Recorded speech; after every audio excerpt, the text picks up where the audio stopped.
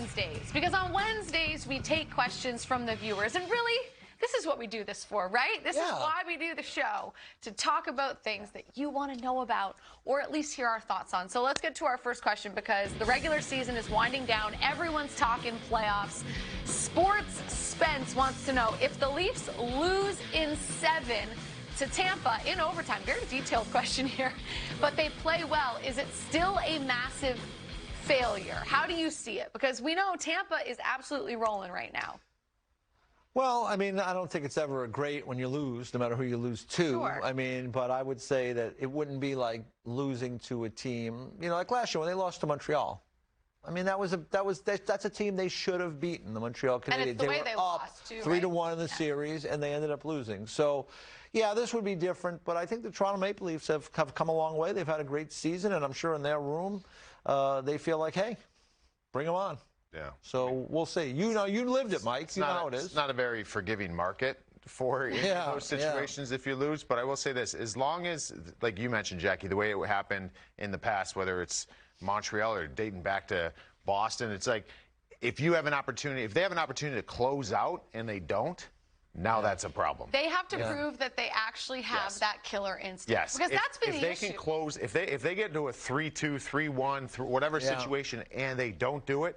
To me, no matter who you play, it's the same story. You got to close out. If they don't, they just have a good, solid back-and-forth series, and they lose to Tampa Bay. I mean, I don't know. There are a lot of good things. They wouldn't be the first team to lose to Tampa Bay the last couple of years. But I think you're right.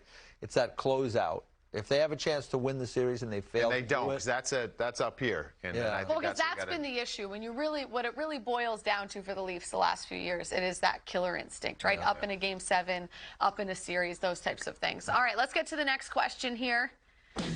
This one from Instagram. Toughest opponent for the Avalanche in the West. All right, I think there's a couple ways you could actually go here for toughest opponent facing the Avs en route to a Cup final. Who do you think, Rupper, who do you think it is? I think it's St. Louis. I just think that forward group and the way they've been playing, they can score goals throughout. I think that would give them the hardest time. I don't know. We saw that game last night. Yeah, it didn't really. I thought it was going to be a little bit better. I mean, it was better. St. Louis battling back, but I think St. Louis, given a 7-game series, could give them a good run. You know what's funny about the regular season, and again, you lived it, so I defer to you on that, but it just seems from an outside perspective, it's not always, you know, who you play. It's kind of when you play them. Colorado had lost 4 in a row. They were itching to have a better performance. They know it's the last week of the season. St. Louis had been on a long heater, right? 16 game points. 16 games consecutive with a win or an overtime loss at worst. I mean, so the Avalanche probably had that psychological or emotional edge in that game. I think that they will be a tough opponent. I think Minnesota could be a tough opponent as well. I think, though, the toughest opponent will be Calgary, if indeed you get that matchup in the conference final, because Calgary is big and they're hard and they're well coached and they've got some terrific players at the top of their group, and they got a really good goalie. So I think all those teams could be good, and I think, you know, Colorado's got a lot to prove. They have that emotional weight that they bring into the playoffs because everybody thinks the Avalanche are the best team and they should win. We've talked about this for a while now. They've never even made it to the 3rd round yet with this group. Yeah. So we'll see, but I guess for the Avs, worry about the first series first. Yeah, and for St. Louis, too, I think St. Louis is a great pick because of the way they're playing right now. They have the 8-20 goal scorers. Their penalty kill, I think, is top 5. Their power play. They check a lot of boxes, both goalies playing well. But they got to face Minnesota in the first round. Yeah. And I think that's a 3-4 in the Western Conference, the 3rd best team against the 4th best team, which is a whole other conversation. Yeah, it's just tough. They have to face each other in the first they're going to beat each other up. And, you know, the only thing I would say in the Avalanche Blues matchup, even if they both get through and they're relatively healthy, I would have liked the Blues team that won the Cup better because they were bigger, longer on defense, harder to get to the net. They'll trade chances now, and I don't know if anybody can trade chances and be successful against the Avalanche. But you're right. The Blues have played great, and 1 through 9 forward group, as good as anybody. All right. That was a great question, so thank you for that question. Next up is Mitch from Twitter. Do the Rangers have a legit chance to go on a long run, or are they still a year or so away? Each, your thoughts on the Rangers? Well, I'm going to let the former Ranger Mike Rupp way in first. Well, I was going ABA. You see what I mean? Yeah, well, I know, but I'm going to go to Mike first. I probably for 60 games thought that this was just going to be an experience for the Rangers and just absorb that That's such experience. a nice way of saying it. Absorb this experience, enjoy it, relish it, and be back for the killer instinct next season. Yeah. But over the last 20 games, yeah, this team can. This team can do some damage, and I wouldn't count them out. And they have that X factor. And we talk about Igor all year, and this is a team now from the first maybe 50, 60 games where it was him kind of dragging the team along. He doesn't have to drag them along any longer. And this is a really good team. Yeah. And I can just give a ton of credit to Gerard Gallant having this team play the right way, keeps them accountable. This is a group. I mean, they've got just as good of a chance in this Eastern Conference as anybody. So yeah, I think they can go on a deep run. Yeah, let's give some credit to the regime past with Jeff Gorton and that group, and David Quinn helping to develop, and then let's give a lot of credit also to Chris Drury for making some really important moves, both before this season and then at the trade deadline, and to Gerard Gallant, who I think has just been a perfect fit there as the head coach of the New York Rangers and really handled this group very well. To answer the question, I think they got a great chance to get through the first round. If it's Pittsburgh, they've had success with Pittsburgh. If it's Washington, there's some questions there. I think if I'm the Rangers, I'd rather play Pittsburgh just because they've played them a lot lately and they've played well against them. Washington, to me, is still kind of a dangerous team because, you know, you get Ovi going if he's healthy, and I think he'll probably be back, and that power play can be tough.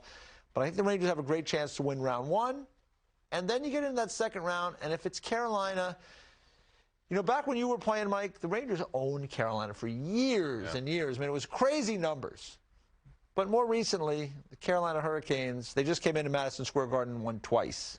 And they would have beat them in Carolina if it weren't for an exceptional effort by Georgiev. I think he made like 48 saves in a shutout.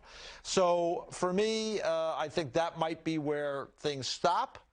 But to your point, this is a good team, and I won't be surprised if they play in any series against any team. I won't be surprised if they win because they have that kind of team and they have a great goalie. Yeah, I'll say what I said on Feisty Friday last week and what I said on yesterday's show. If I was to do a confidence power rankings for goaltenders in the East, I would have Vazzy 1 because of his resume, and I'd have Igor number 2. Yeah, and I think that's fair. that is the sole reason why they are capable of going on a deep run. But the additions at the deadline have been spectacular, and there's a lot of players having good seasons on that team. So I would not at all be surprised to see the Rangers in a conference final. It wouldn't, honest to God, would not shock me. I agree. So that's how I feel. Agree. But as every team, all 16, you need everything to fall into place. You even need to get a couple bounces here and there in tight games. So we'll see. But great question. I know Rangers fans are super excited, and they should be.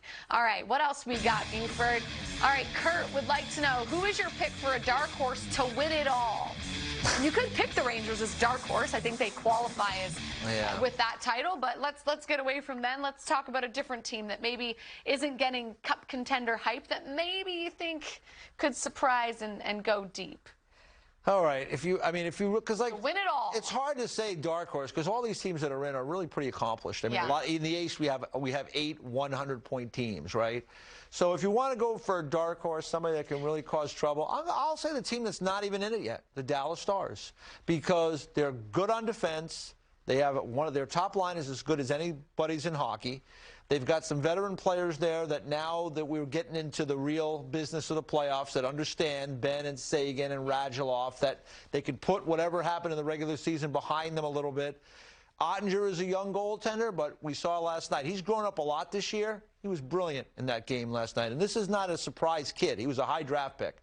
So for me, whenever you have a team that has Heiskanen and Klingberg, such an offensive threat, and some of those players I mentioned, if you're looking for a dark horse, right, they match up pretty good against Colorado. If for some reason they were to play them, I think they could give the Avs a little trouble. Remember, they eliminated them only a couple of years ago. Oh, yeah, that's true. Yeah. I don't know what we are considering a dark horse. That's the issue. There aren't many. There aren't many. No. Like really, like LA is a dark horse, right? Yeah. You know. Yeah, that would be one.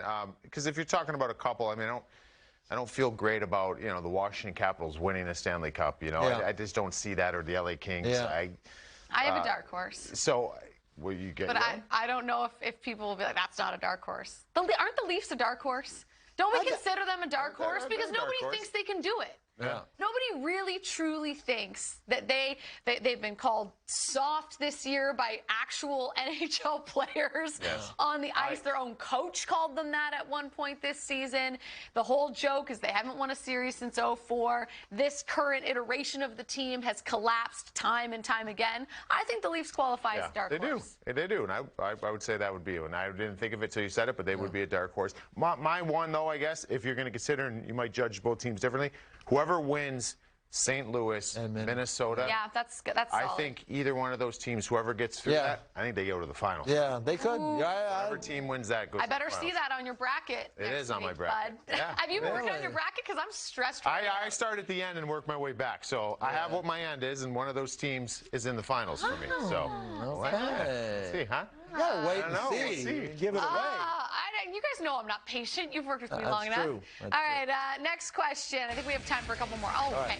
There's been a lot of debate in the Twitterverse over the NHL's 2020 third and fourth overall picks. Really? Who do you think will have the better offensive career, Stützle or Raymond? Sens and Wings fans would love to hear your thoughts. I don't know. Is this Discuss. Oh my goodness. What time of the day is this big conversation happening? I haven't seen anything about that. I have seen none of it. You know what? I'm up late. It's about 3:45 in the morning. Okay. It really takes off. 3:45. It really takes off right about 3:45 a.m. And I'm just getting ready for bed, and I'm like, they're at it again. Can I be honest? Yeah. And I really appreciate everyone that sends us questions. I hate these types of questions. Why? Well, because you're just projecting. Like, we don't know. No. Like, that's And they're both young, and they're both going to get better. We haven't seen that much of either one But of them. I have the definitive answer. Okay, what is it? Stützle.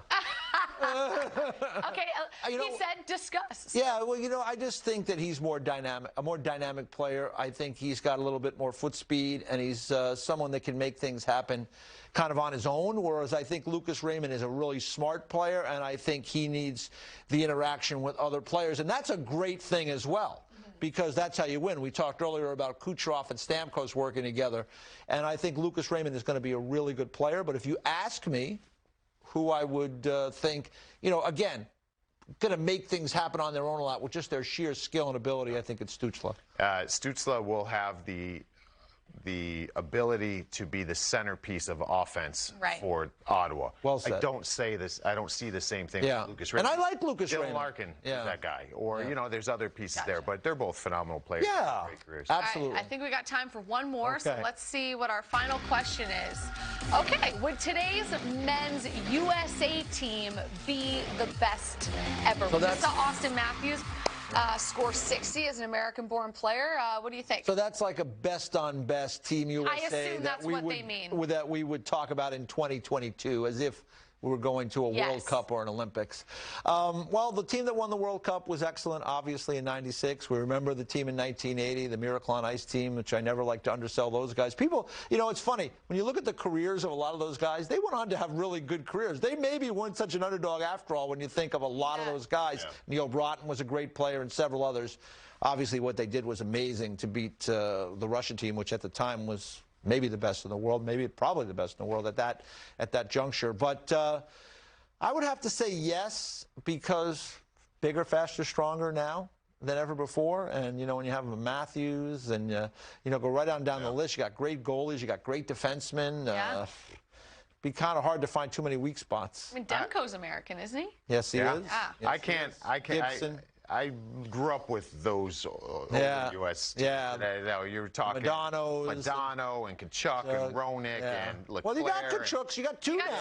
Yeah, so I can't say that. I think the older ones were the better teams. But I will say this. What I was so excited about, whether it was the Olympics or any international play, center ice position for Team USA. I mean, here you go. You've got Matthews. Eichel, Larkin, you've got J.T. Miller, you've got Jack Hughes. That's some serious center power there. That's the bigger thing for me, and I start focusing kind of on by position. But I still would lean towards the old guard of Team USA. Fair enough. All right. I will say this one more thing. You mentioned J.T. Miller. I'm pulling for J.T. Miller to get to 100 points. He has 97. He has 2 games left. He set up Connor Garland on a breakaway last night, and Connor Garland just didn't finish. Oh. We need that point, Connor. But I'm really happy for JT. He's just had such a good year. EJ's Canucks. He's back. I've been rooting for those Canucks this year because, we get friendly with Bruce, so I'm watching all the games. It was like I was 12 again. I mean, I'm in my basement. You're excited for I'm working out or doing whatever I can. I'm watching the games, and I'm literally like throwing things and getting mad at things that are happening, and because what's such a great. And if you follow them game after game after game, you saw like they were creating momentum, and I got a lot of respect for Luke Schenn, more than maybe I had before. He's been asked to do so much more this year. Luke Schenn on championship teams was a 6th, 7th defenseman. He's been a number 2 defenseman in Vancouver and just playing his heart out night after night, standing up for his teammates. Yeah. Good for you, Luke. He just become such a Canucks superfan. Bruce actually had to mute him in the text. He actually said, I don't have time. He doesn't pick up anymore. Yeah. At first it was all right, but never, I have enough of this guy. Oh, we love Bruce here.